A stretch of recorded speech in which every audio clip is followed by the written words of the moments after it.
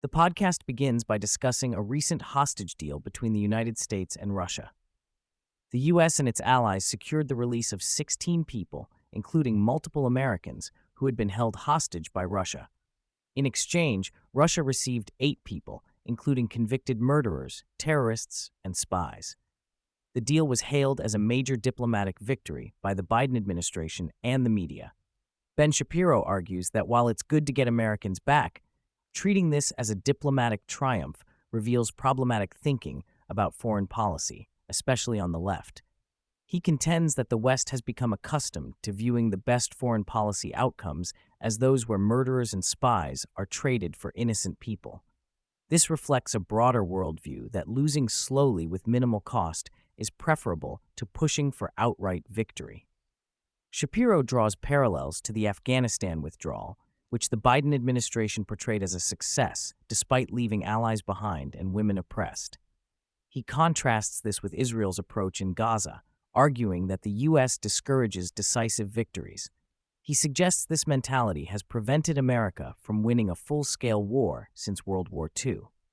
The podcast notes that former President Trump criticized the deal, arguing it sets a bad precedent and incentivizes further hostage-taking.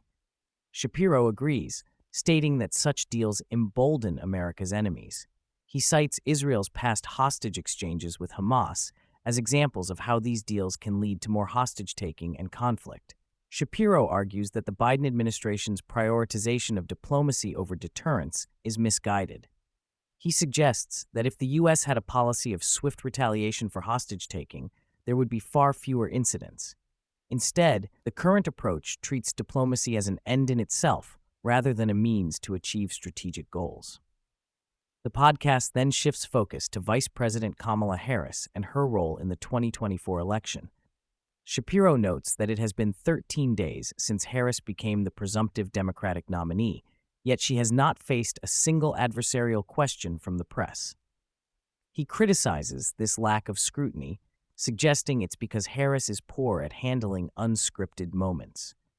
Shapiro plays a clip of Harris speaking at the hostage return event, describing her comments as word slaw, a jumble of meaningless phrases about diplomacy and understanding.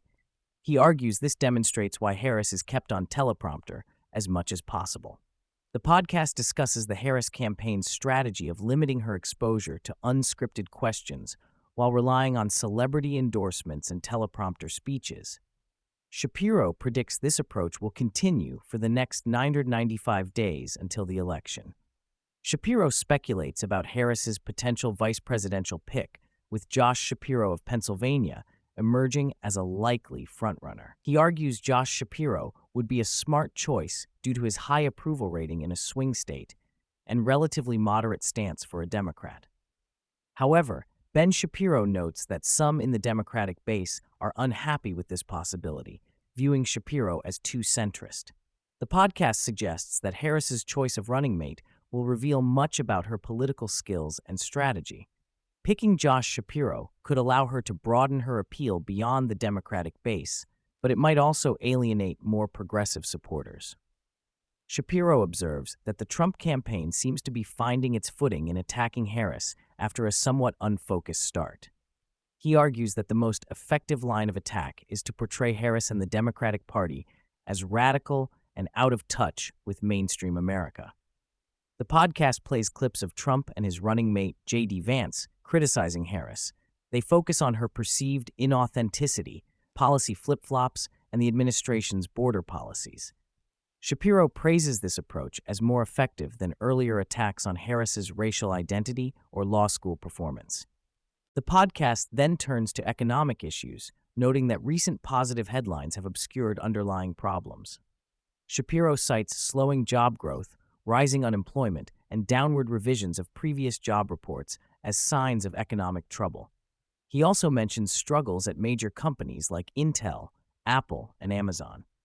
Shapiro argues that these economic challenges could pose significant problems for the incumbent party in the upcoming election. He suggests that the Biden administration's attempts to manipulate oil prices and the economy for political gain may backfire. The podcast concludes by discussing recent foreign policy developments. Shapiro criticizes the U.S. State Department's response to the Venezuelan election, arguing that merely declaring the opposition candidate the winner without taking concrete action demonstrates weakness. He also touches on the ongoing situation in Gaza and the administration's approach to hostage negotiations with Hamas. Shapiro argues that the Biden team's prioritization of ceasefire talks over supporting Israel's military objectives reflects a broader pattern of diplomatic capitulation.